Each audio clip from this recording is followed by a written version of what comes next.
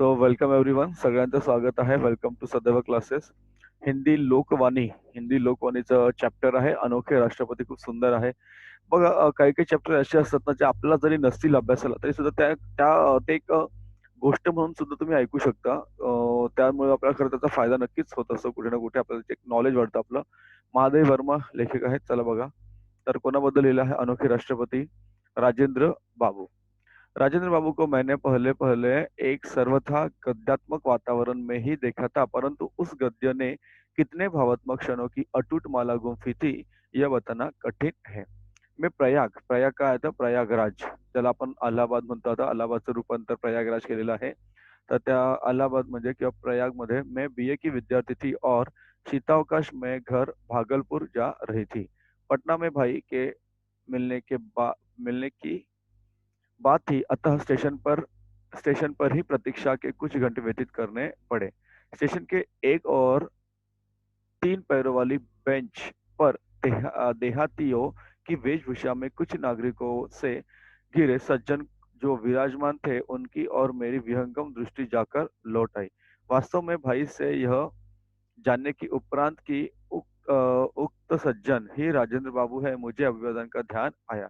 पहले दृष्टि में जो आकृति स्मृति में अंकित हो गई थी, उसमें इतने वर्षों ने न कोई नई रेखा जोड़ी और न कोई नया रंग भरा है.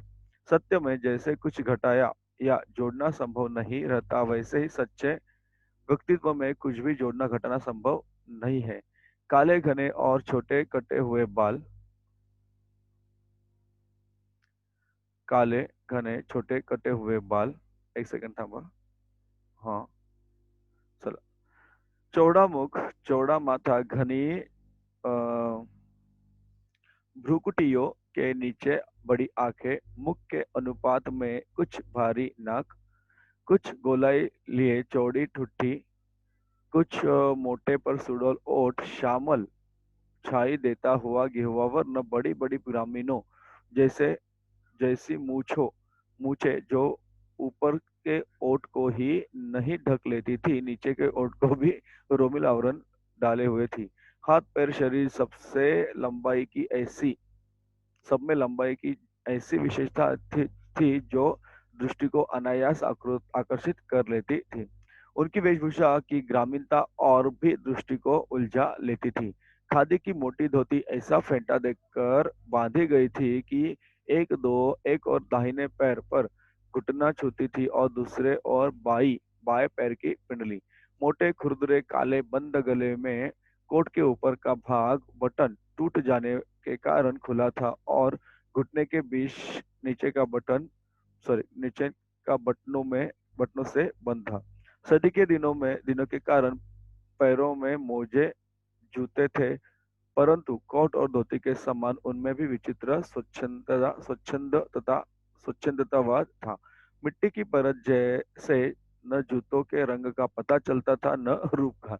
गांधी टोपी की स्थिति तो और भी विचित्र थी. उसकी आगे की नोक भाई बहो पर खिसक आई थी और टोपी की कोर माथे पर पट्टी की तरह लपटी हुई थी. लेकर लगता था मानो वे किसी हड़बड़ी में कहीं जा रहे हो, चलते चलते कपड़े पहनते आए हैं. अतः जो जहाँ जिस स्थिति में अटक गया वह उसी स्थिति में लटका रह गया. किधर है हम? यहाँ पे. चलो. तो उनकी मुखाकृति देखकर अनुभव होता था मानो इन्हें पहले कहीं देखा है. अनेक व्यक्तियों ने भी उन्हें प्रथम बार देखकर ऐसे अनुभव किया. बहुत सोचने के उपरांत ही उस प्रकार की अनुभूति का कारण समझ में आ सका. राजेंद्र बाबू की मुखाकृति ही नहीं, उनके शरीर में संपूर्ण गठन में एक सामान्य भारतीय जन की आकृति और गठन की छाया थी. अतः उन्हें देखने वाले को कोई न कोई आकृति या व्यक्ति स्मरण हो आता था और वह अनुभव करने लगता था कि इस प्रकार के व्यक्ति को पहले भी कभी देखा है. आकृति तथा वेशभूषा के समान ही वे अपने स्वभाव और रहन सहन से सामान्य भारतीय कृषक कृषक म्हणजे हमारे जो किसान है वो का प्रतिनिधित्व करते थे. प्रतिभा और बुद्धि की विशिष्टता के साथ साथ उन्हें जो गंभीर संवेदना प्राप्त हुई थी, वही उन्हें उनके सामान्यता को गरिमा प्रदान करती थी. व्यापकता ही सामान्यता की शपथ है, परंतु व्यापकता संवेदना की गहराई में स्थिति बनाए रखती है। उनकी वेशभूषा की अस्त व्यस्तता के साथ उनके निजी सचिव और सहचर भाई चक्रधर जी का स्मरण अनायास होता है। जब मोजों में से पांचों उंगलियां बाहर निकलने लगती, जब जूते के तले पैर के तलवों के गवाक्ष बनने लगते, जब धोती कुर्ते कोट आदि का खद्दर अपने मूल ताने बाने में बदलने लगता, तब चक्रधर इस पुरातन सज्जा को अपने लिए सहेज लेते। उन्होंने वर्षों तक इसी प्रकार राजेंद्र बाबू के पुराने परिधान से अपने आप को प्रसादित कर कृतज्ञता का अनुभव किया था। मैंने ऐसे गुरु शिष्य का स्वामी सेवक अब तक नहीं देखे। राजेंद्र बाबू के निकट संपर्क में आने का अवसर मुझे 1937 में मिला, जब वे कांग्रेस के अध्यक्ष के रूप में महिला विद्यापीठ विद्यापीठ महाविद्यालय के भवन का शिलान्यास करने आए थे। ये जो हम पढ़ रहे हैं, ये बात है हमारी बिफोर इंडिपेंडेंस, स्वतंत्रता के पहले का समय है। उसने उनसे ज्ञात हुआ कि उनके संयुक्त परिवार में 15-16 पौत्रियां हैं जिनकी पढ़ाई की व्यवस्था नहीं हो पाई है। मैं यदि अपने छात्रावास में रखकर उन्हें विद्यापीठ की परीक्षाओं में बैठा सकूं, तो उन्हें कुछ विद्या प्राप्त हो सकेगी।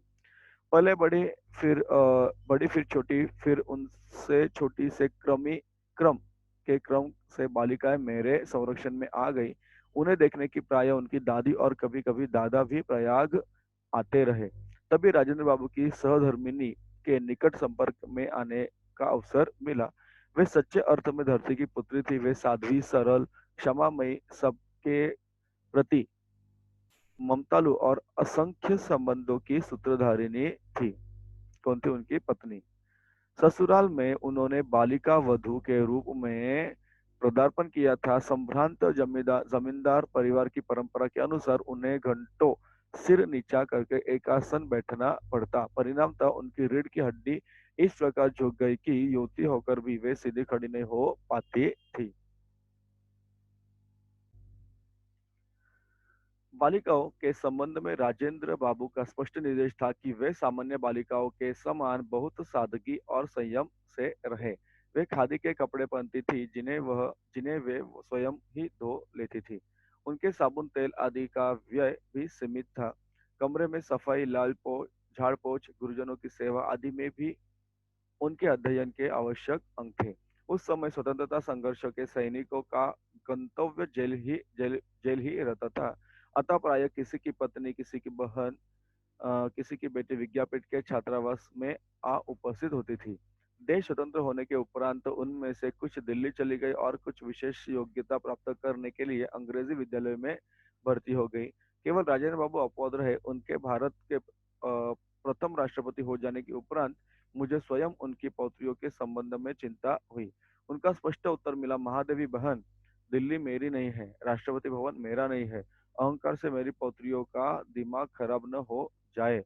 तुम केवल इसकी चिंता करो, वे जैसी रहती आई है उसी प्रकार रहेगी। कर्तव्य विलास नहीं, कर्म निष्ठा है। उनकी सहधर्मिणी में भी किसी प्रकार का परिवर्तन नहीं हुआ। जब राष्ट्रपति भवन में उनके कमरे से संलग्न रसोई घर बन गया, तब वे दिल्ली गई और अंत तक स्वयं भोजन बनाकर सामान्य भारतीय गृहिणी के समान पति, परिवार तथा परिजनों को खिलाने के उपरांत स्वयं ग्रहण करती थी। उस विशाल भवन में यदि मुझ अपने अद्भुत आतिथ्य की बात न कहूँ तो कथा अपूरी रह जाएगी। बालिकाओं की दादी ने मुझे दिल्ली आने का क्या किया था, विशेष निमंत्रण दिया था। साथ ही प्रयाग